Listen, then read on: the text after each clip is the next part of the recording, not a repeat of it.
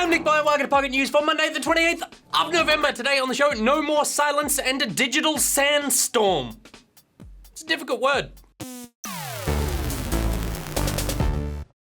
Alright, here is what made headlines over the weekend, and first up, Hello Games has broken their 9-week silence to announce the release of No Man's Sky version 1.1. Although I would have called it No Man's Sky 2, little too late. They're calling it the Foundation Update because, as they put it, quote, "We have added the foundations of base building, and also because this is putting in place a foundation for things to come." Base building? John's gonna be happy. John, you happy? You missed it, but he shrugged. So yes.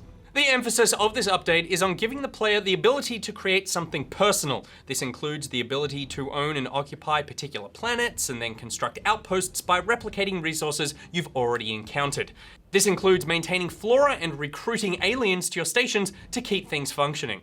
It is baby steps at the moment, but it certainly is a step in the right direction for scratching that itch to leave your mark on the galaxy. There's a bunch of other additions which will make the game experience more pleasant too. This includes buildable save points, automated mining tools, and research centers.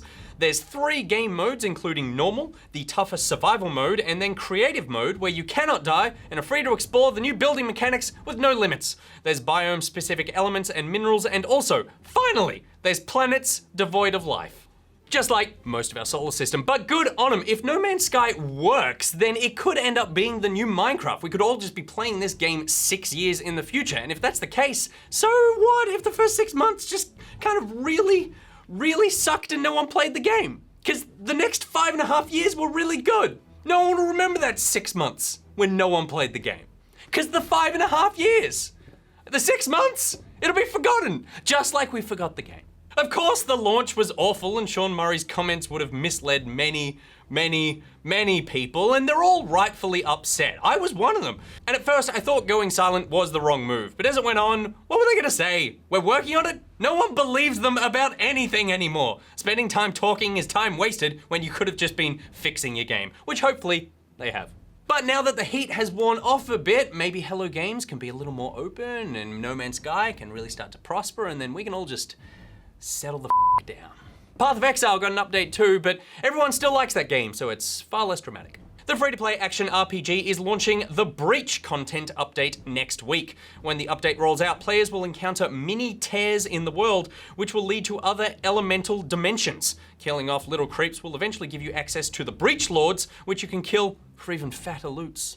No one's gonna complain about fatter loots, but people are complaining about Football Manager 17 because it has stirred controversy by predicting the worst for British football. Sega's football series prides itself on being up to date with the politics of the sport, and the latest installment has predicted what the industry is going to be like on a post-Brexit pitch.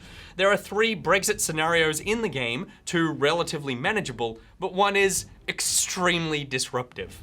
Like ending a 40-year agreement disruptive. Players who encounter the hard version of Brexit are going to have a pretty rough time cultivating the English Premier League, as continental European teams find it more favourable to stick to free trade of young talent amongst themselves. The result is, in this simulation, other European leagues prosper and the Premier League falls to the wayside.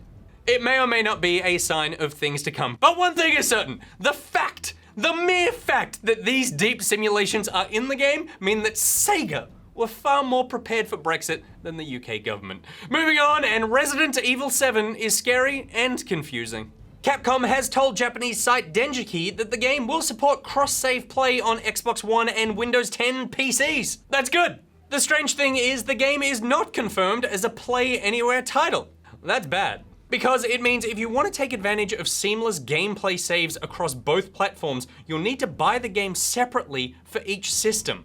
If it does turn out to be a Play Anywhere title, it would be the first game that's not an Xbox exclusive to use the service.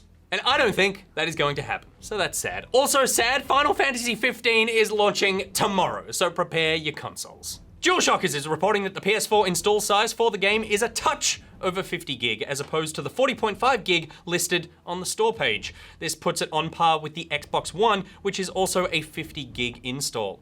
To make room, this may mean uninstalling the latest AAA blockbuster you just finished. For Sam, it will mean he'll have to delete all of the 15-second Black Ops no-scope clips he gets off to.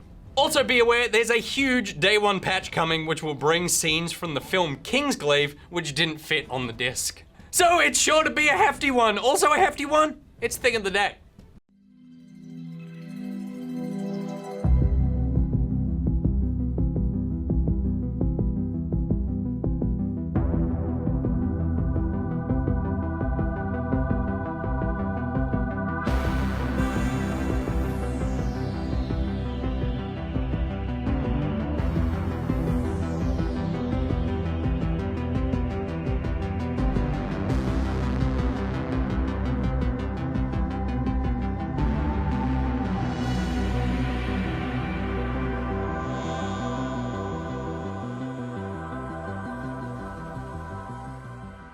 Factorio is a powerful creation game, and never has that been more apparent than when it's in the hands of Dave McW. His complex array of displays, decoders, and memory modules helped him create a 178 by 100 display with 34 megabytes of memory, perfect for playing low-res versions of the Darude Sandstorm music video.